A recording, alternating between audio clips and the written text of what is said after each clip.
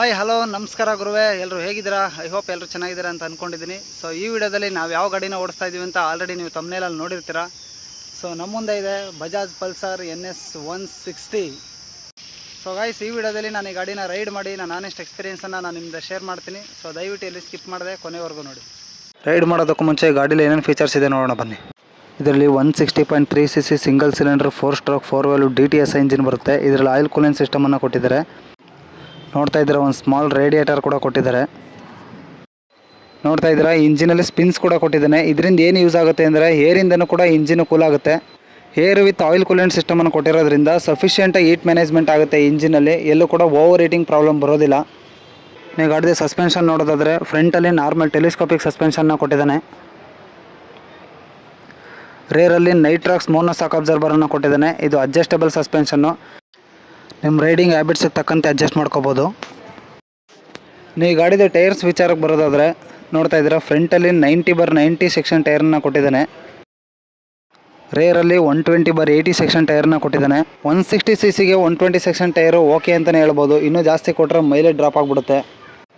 ಇನ್ನು ಈ ಗಾಡಿ ಬ್ರೇಕಿಂಗ್ ವಿಚಾರಕ್ಕೆ ಬರೋದಾದರೆ ಫ್ರಂಟ್ ಬ್ಯಾಕ್ ಎರಡು ಕಡೆಯೂ ಪೆಟ್ರೋಲ್ ಡಿಸ್ಕನ್ನು ಕೊಟ್ಟಿದ್ದಾನೆ. ನಾರ್ಮಲ್ ಡಿಸ್ಕಿನ ಪೆಟ್ರೋಲ್ ಡಿಸ್ಕು ತುಂಬ ಎಫಿಷಿಯೆಂಟಾಗಿ ವರ್ಕ್ ಮಾಡುತ್ತೆ. ನೋಡ್ತಾ ಇದ್ದೀರಾ, ABS ಅಂತ ಬ್ಯಾಡ್ಜಿಂಗ್ ಕೂಡ ಕೊಟ್ಟಿದ್ದಾನೆ. ಇದರಲ್ಲಿರೋದು ಸಿಂಗಲ್ ಚಾನೆಲ್ ABS. ಫ್ರಂಟಲ್ಲಿ ಮಾತ್ರ ABS ವರ್ಕ್ ಆಗುತ್ತೆ, ರೇರಲ್ಲಿ ABS ಇರೋದಿಲ್ಲ. ಇದರಲ್ಲಿ ಗ್ರೆಮೆಕಾ ಬ್ರೇಕ್ಸನ್ನು ಕೊಟ್ಟಿದ್ದಾನೆ. ಬೈಬ್ರೇಕ್ ಕೊಟ್ಟಿರೋ ಚೆನ್ನಾಗಿರ್ತಾಯಿತ್ತು. ಸೊ ಕಾಸ್ಟ್ ಕಟಿಂಗ್ ಮಾಡೋದಕ್ಕೆ ಬೈಬ್ರೇಕ್ ಕೊಟ್ಟಿಲ್ಲ. ಇನ್ನು ಇದರ ಸೀಟಿಂಗ್ ವಿಚಾರಕ್ಕೆ ಬರೋದಾದರೆ 805mm ಸೀಟ್ ಹೈಟನ್ನು ಕೊಟ್ಟಿದ್ದಾನೆ. ಸೊ 5.6 5.7 ಇರೋರು ಕೂಡ ಆರಾಮಾಗಿ ಗಾಡಿನ ಓಡಿಸ್ಬೋದು. ನಿಮ್ಮ ಸ್ಕಿಲ್ ಇದೆ ಅಂತಂದರೆ ಹೈಟ್ ಮ್ಯಾಟ್ರ್ ಆಗೋದಿಲ್ಲ.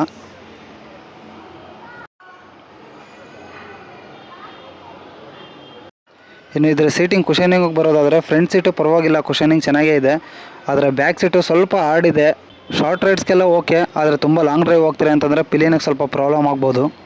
ಇನ್ನು ಇದರ ಫ್ಯೂಲ್ ಟ್ಯಾಂಕ್ ವಿಚಾರಕ್ಕೆ ಬರೋದಾದರೆ 12 ಲೀಟ್ರ್ ಫ್ಯೂಲ್ ಟ್ಯಾಂಕನ್ನು ಕೊಟ್ಟಿದ್ದಾನೆ. ಆಲ್ಮೋಸ್ಟ್ 2.4 ಲೀಟ್ರ್ ರಿಸರ್ವಲ್ಲೇ ಇರುತ್ತೆ. ಇದು BS6 ಗಾಡಿ. ನೋಡ್ತಾ ಇದ್ದೀರಾ, ಇಲ್ಲೇ ಫ್ಯೂಲ್ ಇಂಜೆಕ್ಷನ್ ಅಂತಲೂ ಕೂಡ ಬ್ಯಾಡ್ಜಿಂಗ್ ಕೊಟ್ಟಿದ್ದಾರೆ. ಯಾವುದೇ ಫ್ಯೂಲ್ ಇಂಜೆಕ್ಷನ್ ಗಾಡಿ ಆದರೂ ಕೂಡ ಮಿನಿಮಮ್ 3 ಲೀಟ್ರ್ ಫ್ಯೂಲ್ನ ಮೇಂಟೈನ್ ಮಾಡಲೇಬೇಕು, ಇಲ್ಲಾಂದರೆ ಫ್ಯೂಲ್ ಪಂಪ್ ಪ್ರಾಬ್ಲಮ್ ಆಗಿಬಿಡುತ್ತೆ. ಇನ್ನು ಡಿಸೈನ್ ವೈಸು NS 200ಗೂ NS 160ಗೂ ಏನು ಅಂಥ ವ್ಯತ್ಯಾಸ ಇರೋದಿಲ್ಲ. ನೋಡ್ತಾ ಇದ್ದೀರಲ್ಲಿ NS 160 ಅಂತ ಬ್ಯಾಡ್ಜಿಂಗ್ ಕೊಟ್ಟಿದ್ದಾನೆ ಫ್ರಂಟಲ್ಲಿ. ಹಿಂದೆಗಡೆ ಸೈಡ್ ಫ್ರೇಮಲ್ಲೂ ಕೂಡ NS 160 ಅಂತ ಬ್ಯಾಡ್ಜಿಂಗ್ ಕೊಟ್ಟಿದ್ದಾನೆ. ಇನ್ನೊಂದು ಇದರಲ್ಲಿ ಕಿಕ್ಕರ್ ಬರುತ್ತೆ. NS 200ಅಲ್ಲಿ ಕಿಕ್ಕರ್ ಬರೋದಿಲ್ಲ. ಇದು ಮೇಯ್ನ್ ಡಿಫ್ರೆನ್ಸ್ ಅಂತಲೇ ಹೇಳ್ಬೋದು. ಬ್ಯಾಟ್ರಿ ಲೋ ಆಗೋದ್ರೆ ಕಿಕ್ಕರ್ನ ಯೂಸ್ ಮಾಡಿಕೊಂಡು ಗಾಡಿನ ಸ್ಟಾರ್ಟ್ ಮಾಡ್ಕೊಂಬರ್ಬೋದು. ಸೊ ಎಲ್ಲೋ ತಳ್ಳಬೇಕು ಅನ್ನೋ ಅವಶ್ಯಕತೆ ಇರೋದಿಲ್ಲ. ಇನ್ನು ಇದರ ಗ್ರೌಂಡ್ ಕ್ಲಿಯರೆನ್ಸ್ ವಿಚಾರಕ್ಕೆ ಬರೋದಾದರೆ 177mm ಗ್ರೌಂಡ್ ಕ್ಲಿಯರೆನ್ಸ್ನ ಕೊಟ್ಟಿದ್ದಾನೆ. ಅಂಡರ್ ಬೆಲಿ ಎಕ್ಸಾಸ್ಟ್ ಕೊಟ್ಟಿದ್ರು ಕೂಡ 177mm ಸೂಪರ್ ಅಂತಲೇ ಹೇಳ್ಬೋದು. ರೈಡರ್ ಪಿಲಿಯನ್ ಇಬ್ಬರು ಕೂತ್ಕೊಂಡ್ರು ಕೂಡ ಯಾವುದೇ ಅಂಶಲ್ಲೂ ಕೂಡ ಟಚ್ ಆಗೋದಿಲ್ಲ. ಇನ್ನು ಇದ್ರ ಲೈಟಿಂಗ್ ವಿಚಾರಕ್ಕೆ ಬರೋದಾದರೆ ಫ್ರಂಟಲ್ಲಿ ಹ್ಯಾಲೋಜನ್ ಹೆಡ್ ಲ್ಯಾಂಪ್ನ ಕೊಟ್ಟಿದ್ದಾರೆ. ಸೊ ಅದು ಅಷ್ಟೊಂದು ಕ್ಲಾರಿಟಿ ಕಾಣಿಸ್ತಿಲ್ಲ ಅಂಥೇಳಿ ನಾನು LED ಬಲ್ಪ್ನ ಹಾಕ್ಸ್ಕೊಂಡಿದ್ದೀನಿ. ಇದರಲ್ಲಿ ಇಂಡಿಕೇಟರ್ಸ್ಗಳು ಕೂಡ ಹ್ಯಾಲೋಜನೇ ಆಗಿರುತ್ತೆ, ಯಾವುದೇ ಹಜಾರ್ಡ್ ಲ್ಯಾಂಪ್ನ ಕೊಟ್ಟಿಲ್ಲ. ನೋಡ್ತಾ ಇದ್ದಾರೆ, ಗಾಡಿನಲ್ಲಿ ಹಿಂದೆಗಡೆ ಟೈಲ್ ಲೈಟ್ ಮಾತ್ರ LED ಆಗಿರುತ್ತೆ. ಅಲ್ಲ, ಮುಂದೆಗಡೆ ಹೆಡ್ಲೈಟ್ನ LED ಕೊಟ್ಟು ಟೈಲ್ ಲೈಟ್ನ ಹ್ಯಾಲೋಜನ್ ಕೊಡ್ಬೋದಾಗಿತ್ತು. ಬಜಾಜ್ ಅವ್ರಿಗೆ ಅವ್ರ ಗಾಡಿ ಮುಂದೆಗಡೆಯಿಂದ ಚೆನ್ನಾಗಿ ಕಾಣಿಸಿಲ್ಲ ಅಂದರೆ ಹಿಂದೆಗಡೆಯಿಂದ ಚೆನ್ನಾಗಿ ಕಾಣಿಸ್ಬೇಕು ಅನಿಸುತ್ತೆ. ಮೇ ಬಿ ಅದಕ್ಕೆ ಹಿಂಗೆ ಮಾಡಿರಬೇಕು. ಬರೀ ಇಂಥದೆಯಾ ಫ್ರೆಂಡ್ಸ್, ಈ ಗಾಡಿನಲ್ಲಿ ಸ್ಯಾರಿ ಗಾರ್ಡ್ ಕೊಟ್ಟಿದ್ದಾನೆ. ನೀವೇನಾದರೂ ಅಮ್ಮ ಅಥವಾ ಫ್ಯಾಮಿಲಿ ಮೆಂಬರ್ಸ್ ಯಾರನ್ನಾದರೂ ಲೇಡೀಸ್ನ ಕೂರಿಸ್ಕೊಂಡು ಹೋಗ್ತೀರಾ ಅಂತಂದರೆ ತುಂಬಾ ಹೆಲ್ಪ್ಫುಲ್ ಆಗುತ್ತೆ. ಫ್ರೆಂಡ್ಸ್, ನೋಡಿದ್ರಲ್ಲ ಗಾಡೀಲಿ ಏನೇನು ಸ್ಪೆಸಿಫಿಕೇಷನ್ ಕೊಟ್ಟಿದ್ದಾರೆ ಅಂತ.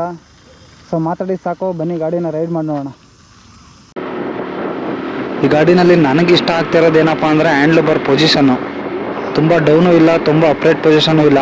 ಓಡಿಸೋದಕ್ಕೆ ಮಾತ್ರ ತುಂಬಾ ಕಂಫರ್ಟಬಲ್ ಆಗಿದೆ. ಈ ಥರ ಪೊಸಿಷನಲ್ಲಿ ಕೂತ್ಕೊಂಡ್ರೆ ತುಂಬ ಲಾಂಗ್ ಡ್ರೈವ್ ಕೂಡ ಆರಾಮಾಗಿ ಹೋಗ್ಬೋದು, ಯಾವುದೇ ಬ್ಯಾಕ್ ಪೇನ್ ಬರೋದಿಲ್ಲ. ಈ ಗಾಡೀಲಿ 6000 RPM ವರ್ಗೂ ಅಷ್ಟೊಂದೇನು ಅಗ್ರೆಸಿವ್ ಪವರ್ ಇಲ್ಲ. ಆದರೆ ಆಫ್ಟರ್ 6000 RPM ಗಾಡಿ ಪಿಕಪ್ ಮಾತ್ರ ಸಕ್ಕತ್ತಾಗಿದೆ. ಇದರಲ್ಲಿ 9250 RPMಗೆ ಕಟ್ ಆಫ್ ಕೊಟ್ಟಿದ್ದಾನೆ. ಆರಾಮಾಗಿ 90-100 ಕ್ರೂಸ್ ಮಾಡಿಕೊಂಡು ಲಾಂಗ್ ಡ್ರೈವ್ಗಳನ್ನ ಹೋಗ್ಬೋದು, ಯಾವುದೇ ರೀತಿ ಪ್ರಾಬ್ಲಮ್ ಆಗೋದಿಲ್ಲ. ನಾನು ಆಲ್ರೆಡಿ ಹೇಳಿದಾಗೆ ಇದರಲ್ಲಿ ಆಯಿಲ್ ಕೂಲಿಂಗ್ ಸಿಸ್ಟಮ್ ಕೊಟ್ಟಿರೋದ್ರಿಂದ 150-170 ಕಿಲೋಮೀಟರ್ವರೆಗೂ ಒಂದೇ ಸ್ಟ್ರೆಚ್ಚಲ್ಲಿ ಹೋಗ್ಬೋದು. ಎಲ್ಲೂ ಮಧ್ಯೆ ರೆಸ್ಟ್ ಕೊಡಬೇಕು ಅನ್ನೋ ಪ್ರಾಬ್ಲಮ್ಗಳು ಇರೋದಿಲ್ಲ ಇದರಲ್ಲಿ. ಇದೇ ಏರ್ ಕೂಲಿಂಗ್ ಇಂಜಿನ್ ಆಗಿದ್ದರೆ 100-120 ಕಿಲೋಮೀಟರ್ಗೆ ಒಂದು ಸರಿ ಒಂದು half an hour 3/4 hour rest ಕೊಡಬೇಕಾಗಿರುತ್ತೆ. ಬಟ್ ಈ ಗಾಡಿನಲ್ಲಿ ಆ ಪ್ರಾಬ್ಲಮ್ಗಳಿರೋದಿಲ್ಲ.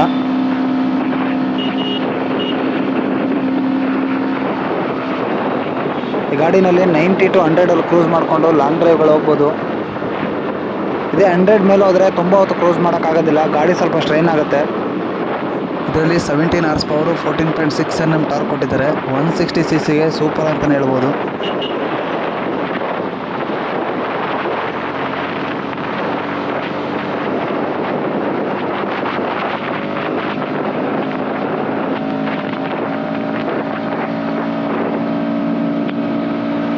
ಬಜಾಜ್ ಅವರು ಈ ಗಾಡಿನ ಎಷ್ಟು ಚೆನ್ನಾಗಿ ಬಿಲ್ಡ್ ಮಾಡಿದ್ದಾರೆ ಅಂದರೆ ಹೈಯರ್ RPM ಅಲ್ಲಿ ಎಲ್ಲೂ ಸ್ವಲ್ಪನೂ ಕೂಡ ವೈಬ್ರೇಷನ್ ಆಗ್ತಿಲ್ಲ ಈ ಗಾಡಿನಲ್ಲಿ. ಲಾಂಗ್ ರೈಡ್ ಮಾಡಬೇಕಾದ್ರೆ ಗಾಡಿನಲ್ಲಿ ವೈಬ್ರೇಷನ್ ಇತ್ತು ಅಂದರೆ 1 hour ಮೇಲೆ ಗಾಡಿ ಓಡಿಸೋಕ್ಕಾಗೋದಿಲ್ಲ. ಆದರೆ ಈ ಗಾಡಿನಲ್ಲಿ ಯಾವುದೇ ರೀತಿ ವೈಬ್ರೇಷನ್ ಇಲ್ಲದೆ ಇರೋದ್ರಿಂದ ಆರಾಮಾಗಿ 2 ರಿಂದ 3 hour ಕಂಟಿನ್ಯೂಸ್ ಆಗಿ ಓಡಿಸ್ಬೋದು ಈ ಗಾಡಿನ. ಇದರಲ್ಲಿ ಟ್ರಯಂಪ್ ಗಾಡಿಗೆ ಹೋಲಿಸ್ಕೊಳ್ಳೋ ಮಟ್ಟಿಗೆ ಫಿಟ್ ಆ್ಯಂಡ್ ಫಿನಿಶ್ ಚೆನ್ನಾಗಿ ಮಾಡಿದ್ದಾರೆ ಅಂತ ಕೇಳಬೇಡ್ರಿ. ಯಾವತ್ತಿದ್ರೂ ಟ್ರಯಂಪೇ ಬಜಾಜೇ ನಮಗೆಲ್ಲ ಗೊತ್ತಾಗೋಯ್ತು. ಆದರೆ ಒಂದು ದುರಂತ ಏನಂತಂದರೆ ಇಂಡಿಯಾದಲ್ಲಿ ಟ್ರಯಂಪ್ ಗಾಡಿಗಳನ್ನೂ ಮ್ಯಾನುಫ್ಯಾಕ್ಚರ್ ಮಾಡ್ತಾ ಇರೋದು ಬಜಾಜ್ ಅವರೇ. ಇನ್ನು ಈ ಗಾಡಿನಲ್ಲಿ ಕಾರ್ನರಿಂಗ್ ಮಾಡ್ಬೋದು ಅಂತ ನೀವು ಕೇಳೋದಾದರೆ ಯಾವುದೇ ಗಾಡಿನಲ್ಲಾದರೂ ಕೂಡ ಲೈಟಾಗಿ ಕಾರ್ನರಿಂಗ್ ಮಾಡ್ಬೋದು. ಆದರೆ ಇದರಲ್ಲಿ C8 ಟೈರ್ಸ್ಗಳನ್ನ ಕೊಟ್ಟಿರೋದ್ರಿಂದ ಹೆವಿ ಕಾರ್ನರಿಂಗ್ಗಳೆಲ್ಲ ಮಾಡೋಕ್ಕಾಗೋದಿಲ್ಲ. ನಿಮಗೇನಾದರೂ ಕಾರ್ನರಿಂಗ್ ಮಾಡುವಂಥ ಹ್ಯಾಬಿಟ್ಸ್ ಇತ್ತು ಅಂದರೆ ಅಪೋಲೋ ಟೈರ್ಸು ಅಥವಾ ಮಿಷಿನ್ ರೋಡ್ ಫೈಟರ್ಸ್ನ ಹಾಕಿಸ್ಕೊಳ್ಳಿ. ಅದರಲ್ಲಿ C8 ಟೈರ್ಸು ಅಥವಾ MRF ಟೈರ್ಸ್ಗಿಂತ ಮಚ್ ಬೆಟರಾಗಿ ನೀವು ಕಾರ್ನರಿಂಗ್ನ ಮಾಡ್ಬೋದು. ಒಳ್ಳೆ ಕಾನ್ಫಿಡೆನ್ಸ್ ಬರುತ್ತೆ ಆ ಟೈರ್ಗಳಲ್ಲಿ. ವೆಟ್ ಗ್ರಿಪ್ಪು ಕೂಡ ತುಂಬ ಚೆನ್ನಾಗಿರುತ್ತೆ. ಯಾವ ಬೋಳಿ ಮಗ ಹೇಳಿದ್ರಿ? 100 ಮೇಲೆ ರೀಚ್ ಆಗ್ತಿದ್ದಂಗೆ ಹೆವಿ ವಿಂಡ್ ಬ್ಲಾಸ್ಟ್ ಆಗೋದ್ರಿಂದ ಗಾಡಿ ಲೈಟಾಗಿ ಶೇಕ್ ಆಗ್ಬೋದು. ಬಟ್ ಇಲ್ಲೂ ಕೂಡ ಕಾನ್ಫಿಡೆನ್ಸ್ ಕಳ್ಕೊತಿದ್ದೀವಿ ಅಂತ ಮಾತ್ರ ಅನಿಸಲ್ಲ. ಯಾಕಂದರೆ ಈ ಗಾಡಿನಲ್ಲಿ 152 kg ಕರ್ಬ್ ವೆಯ್ಟ್ ಕೊಟ್ಟಿದ್ದಾರೆ. ತುಂಬ ಲೈಟ್ ವೆಯ್ಟ್ ಅಂತ ಕೂಡ ಅನಿಸಲ್ಲ, ತುಂಬ ಹೆವಿ ವೆಯ್ಟ್ ಅಂತ ಕೂಡ ಅನಿಸಲ್ಲ. ಸಿಟಿನಲ್ಲಿ ತುಂಬ ನಿಂಬಲ್ ಆಗಿದೆ ಓಡಿಸೋದಕ್ಕೆ. ಲಾಂಗಲ್ಲೂ ಕೂಡ ಬ್ಯಾಲೆನ್ಸ್ಡ್ ಆಗಿದೆ. ತುಂಬ ಲೈಟ್ ವೆಯ್ಟು, ಗಾಳಿಗೆ ತೂರುತ್ತೆ ಅಂತ ಕೂಡ ಎಲ್ಲೂ ಅನಿಸೋದಿಲ್ಲ.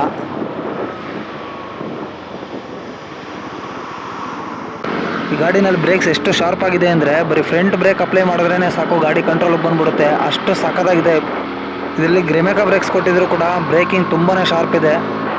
ಇದರಲ್ಲಿ ಸಿಂಗಲ್ ಚಾನಲ್ ABS ಕೊಟ್ಟಿದ್ರು ಕೂಡ ಬ್ರೇಕಿಂಗ್ ತುಂಬಾ ಚೆನ್ನಾಗಿದೆ. ತುಂಬ ಈಸಿಯಾಗಿ ಕಂಟ್ರೋಲಿಗೆ ಸಿಗುತ್ತೆ ಗಾಡಿ. ಈ ಗಾಡಿ ತುಂಬ ಕಾಂಪ್ಯಾಕ್ಟ್ ಆಗಿದೆ. ತುಂಬ ದೊಡ್ಡ ಗಾಡಿ ಓಡಿಸ್ತಾ ಇದ್ದೀನಿ ಅನ್ನೋ ಫೀಲ್ ಬರೋದಿಲ್ಲ. ಸಿಟಿಲಿ ಓಡಿಸೋದಕ್ಕೆ ಮಾತ್ರ ಸಕ್ಕತ್ತಾಗಿದೆ. ಇನ್ನು ಈ ಗಾಡಿ ತೊಗೋಬೋದು ಅಂತ ನನ್ನ ಕೇಳೋದಾದರೆ 100% ತೊಗೋಬೋದು. ನೀವು ಕೊಡೋ ಕಾಸಿಗೇನು ಮೋಸ ಆಗೋದಿಲ್ಲ. ಇನ್ನು ಯಾರು ಈ ಗಾಡಿ ತೊಗೋಬೋದು ಅಂತ ನೋಡೋದಾದರೆ, ನಾನು ಜಾಸ್ತಿ ಸಿಟಿನಲ್ಲೇ ತಿರುಗಾಡ್ತೀನಿ. ಅವಾಗ 1-2 ಲಾಂಗ್ ಡ್ರೈವ್ ಹೋಗ್ತೀನಿ. ನನಗೆ ಬಜೆಟಲ್ಲಿ ಒಳ್ಳೆ ಸ್ಪೋರ್ಟ್ಸ್ ಬೈಕ್ ಬೇಕು, ಪವರಲ್ಲಿ ಸ್ವಲ್ಪ ಕಾಂಪ್ರಮೈಸ್ ಮಾಡ್ಕೋತೀನಿ, ನನಗೆ ಒಳ್ಳೆ ಮೈಲೇಜ್ ಬರಬೇಕು ಅನ್ನೋವಂಥವ್ರು ಆರಾಮಾಗಿ ಗಾಡಿನ ತೊಗೋಬೋದು. ಈ ಗಾಡಿ ಸರ್ವಿಸ್ ಕೂಡ ತುಂಬ ಎಕ್ಸ್ಪೆನ್ಸಿವ್ ಇಲ್ಲ. 1200 ರುಪೀಸಲ್ಲೆಲ್ಲ ಆರಾಮಾಗಿ ಮುಗಿದೋಗುತ್ತೆ. ಇನ್ನು ಈ ಗಾಡಿ ಪಾರ್ಟ್ಸ್ಗಳು ಕೂಡ ತುಂಬ ಈಸಿಯಾಗಿ ಸಿಗುತ್ತೆ. 15 ದಿನ 1 ತಿಂಗಳು ವೆಯ್ಟ್ ಮಾಡಬೇಕು ಅನ್ನೋ ಪ್ರಾಬ್ಲಮ್ ಇರೋದಿಲ್ಲ. ಇನ್ನು ಈ ಗಾಡಿ ಪಾರ್ಟ್ಸ್ಗಳು ಕೂಡ ತುಂಬ ಎಕ್ಸ್ಪೆನ್ಸಿವ್ ಇಲ್ಲ, ಒಳ್ಳೆ ಬಜೆಟಲ್ಲೇ ಸಿಗುತ್ತೆ. ಆದರೆ ಸರ್ವಿಸ್ ಸೆಂಟ್ರ್ ಫೀಡ್ಬ್ಯಾಕ್ ಚೆನ್ನಾಗಿದೆ ಅಂತ ನೋಡೋದಾದರೆ ಒಂದೊಂದು ಶೋರೂಮಲ್ಲಿ ಒಂದೊಂದು ರೀತಿ ಸರ್ವಿಸ್ ಮಾಡ್ತಾರೆ. ನಿಮ್ಗೆ ಕೆಲವೊಂದು ಶೋರೂಮಲ್ಲಿ ಇಷ್ಟ ಆಗ್ಬೋದು, ಕೆಲವೊಂದು ಶೋರೂಮಲ್ಲಿ ಇಷ್ಟ ಆಗದೆ ಇರ್ಬೋದು. ಗಾಡಿ ಸರ್ವಿಸ್ ಮಾಡಿಸ್ಕೊಂಡು ನೀವು ರಿಟರ್ನ್ ಗಾಡಿ ಡೆಲಿವರಿ ತೊಗೋಬೇಕಾದ್ರೆ ಗಾಡಿನ ನೀವು ಒಂದು ಸರಿ ಚೆಕ್ ಮಾಡ್ಕೊಂಡು ತೊಗೊಳ್ಳೋದು ಒಳ್ಳೆಯದು.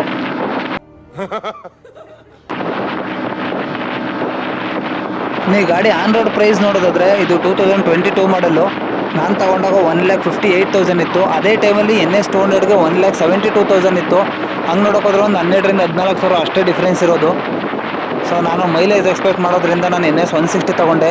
ನೀವೇನಾದರೂ ಪವರಲ್ಲೇ ಕಾಂಪ್ರಮೈಸ್ ಆಗ್ತೀನಿ ಅಂತ ಅನ್ನೋರು, ಮೈಲೇಜ್ ಜಾಸ್ತಿ ಬೇಕು ಅಂತ ಅನ್ನೋರು ಈ ಗಾಡಿಗೆ ಬರ್ಬೋದು.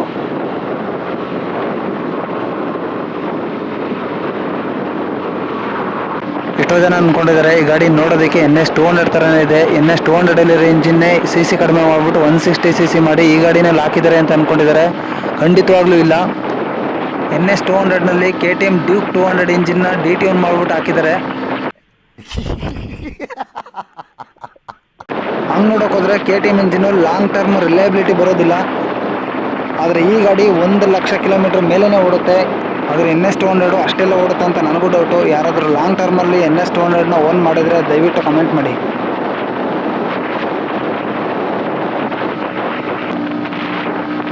ಈ ಗಾಡಿನಲ್ಲಿ ತುಂಬ ಟಾಲ್ ಗೇರ್ ಇರೋದ್ರಿಂದ ನೀವು ಹೈವೇನಲ್ಲಿ ಕ್ರೂಸ್ ಮಾಡ್ಕೊಂಡು ಹೋಗ್ಬೇಕಾದ್ರೆ ಒಂದೇ ಸ್ಪೀಡ್ನ ತುಂಬ ಹೊತ್ತು ಹೋಲ್ಡ್ ಮಾಡ್ಬೋದು. ಅವಾಗ ಗೇರ್ ಚೇಂಜ್ ಮಾಡಬೇಕು ಅನ್ನೋ ಪ್ರಾಬ್ಲಮ್ಗಳಿರೋದಿಲ್ಲ. ಹಾಗೆ ಇದರಲ್ಲಿ ಲೋ ಎಂಡ್ ಟಾರ್ಕ್ ಚೆನ್ನಾಗಿರೋದ್ರಿಂದ ಲೋಯರ್ RPM ಅಲ್ಲೂ ಕೂಡ ಹೈಯರ್ ಗೇರ್ಸಲ್ಲಿ ಓಡಿಸ್ಬೋದು. ಅದರಿಂದ ಫ್ಯೂಲ್ ಎಫಿಷಿಯನ್ಸಿ ಕೂಡ ಚೆನ್ನಾಗಿ ಬರುತ್ತೆ. ಅವಾಗ ಗೇರ್ ಚೇಂಜ್ ಮಾಡಬೇಕು ಅನ್ನೋ ಪ್ರಾಬ್ಲಮ್ಗಳಿರೋದಿಲ್ಲ. ಸಿಟಿನಲ್ಲಿ ಪೀಸ್ಫುಲ್ಲಾಗಿ ಗಾಡಿನ ಓಡಿಸ್ಬೋದು.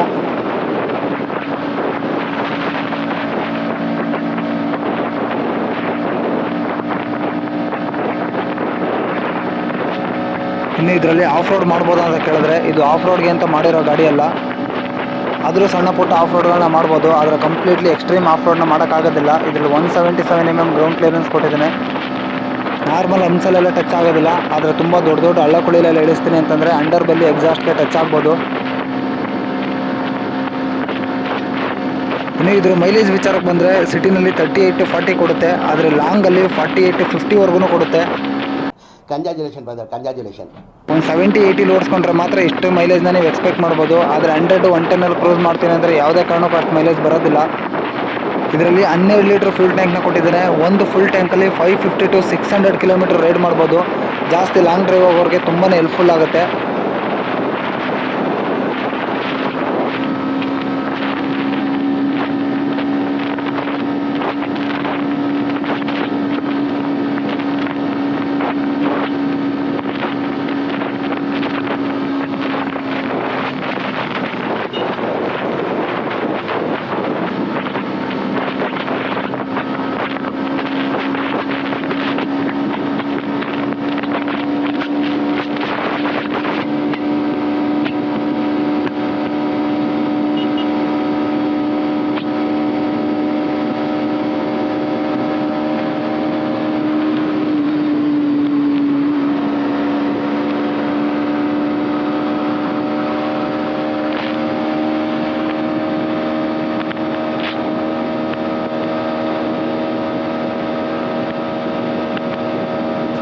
ಫ್ರೆಂಡ್ಸ್ ನೋಡಿದ್ರಲ್ಲ, ಇದಾಗಿತ್ತು ಬಜಾಜ್ ಪಲ್ಸರ್ NS 160 ಗಾಡಿಯ ರೈಡ್ ರಿವ್ಯೂ.